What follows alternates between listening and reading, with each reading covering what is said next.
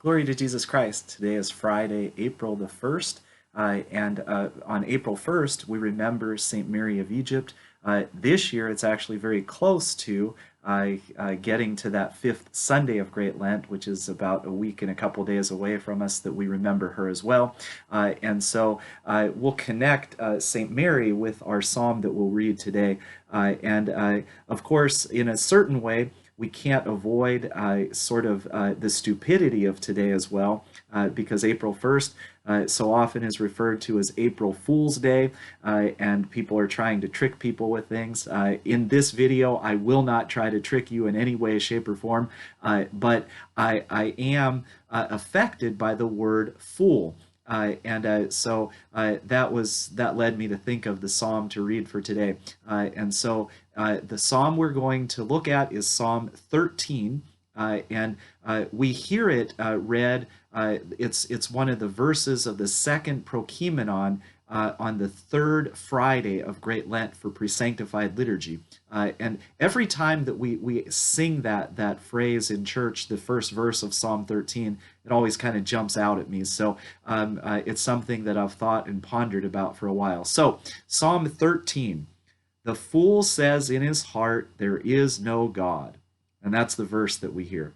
They are corrupt, they are abominable in their habits. There is none, not even one, who does good.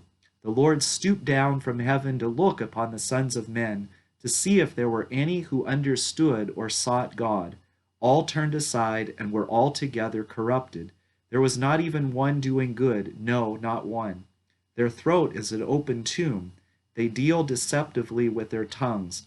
The poison of serpents is under their lips, whose mouth is full of curses and bitterness. Their feet are swift to shed blood. Affliction and suffering are in their ways, and the way of peace they have not known. There is no fear of God before their eyes.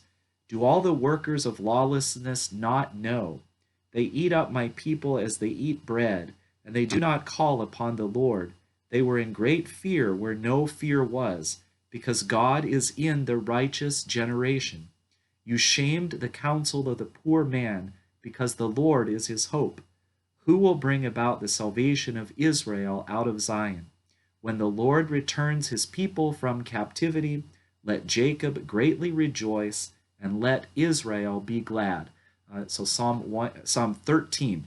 And again, that first verse, the fool says in his heart, there is no God. I mentioned that we would connect this with St. Mary of Egypt. When we read the life of St. Mary of Egypt, we learn from her telling her story that she lived in the desert for 47 years. We also learn from her that she lived 17 years and the word in the life is debauchery. For 17 years, she lived an incredibly sinful life. And as she recounts her life to Father Zosimus, she also points out that 17 years in the desert were extremely difficult. In fact, the exact line from her life is she's saying to Zosimus, "Believe me, Abba, 17 years I passed in this desert fighting wild beasts, mad desires, and passions." And it's interesting that that 17 years is exactly the same as the 17 that she was living in debauchery and in sinfulness. And what a struggle it was when that happened. The reason I mention this is because in those 17 difficult years, think about that, 17 years living in the desert. I wouldn't last 10 minutes in the desert. 17 years that she struggled, and there was evil passions running through her. There was a battle going on. But what she never told Zosimus was that she never said, there is no God. And she was fighting all the passions, all the desires, and things like that. And I would make a guess that even in those tough 17 years, there might have been a time where she even said to God, where are you? She might have said, help me. She might have said, is this what you have in store for me? This is too hard. All those things. And which one of us, as we've gone through life, have not had a conversation with God at some point saying something like, God, I doubt you're there. questioning God as to what has happened in your life or somebody else's life, fighting God, actually having a fight with him, disagreeing with him, or asking the question, why God? All of us have had that. And I'm sure that St. Mary of Egypt, in 17 years struggling in the desert, had that as well.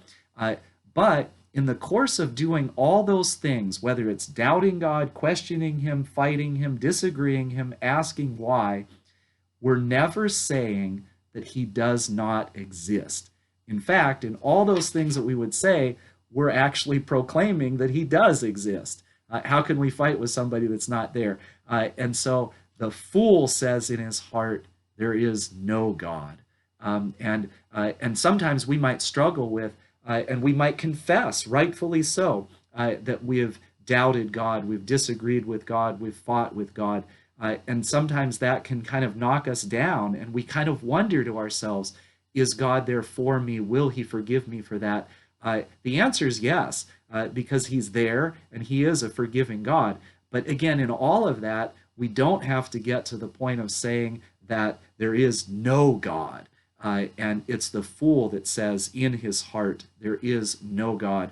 I also kind of think to myself that there's a distinction to be made as we're saying things and they're coming from our lips, they're coming, we're saying the things, that it's not really in our hearts. It's more in our minds, all of those things that happen. So hopefully we never get to that point in our heart to think that there is no God. And I guess a shameless plug for this year would be that reading the Psalms, there is God. He is there. And thank goodness for that. So as we read the Psalms, we should be comforted knowing, yes, he is there, and he's there to comfort us and to ultimately save us as well. So on this day, remembering St. Mary of Egypt on April 1st, the April Fool's part of it, that ultimately we pray that we will not be foolish and become like a fool who says there is no God. Glory to Jesus Christ.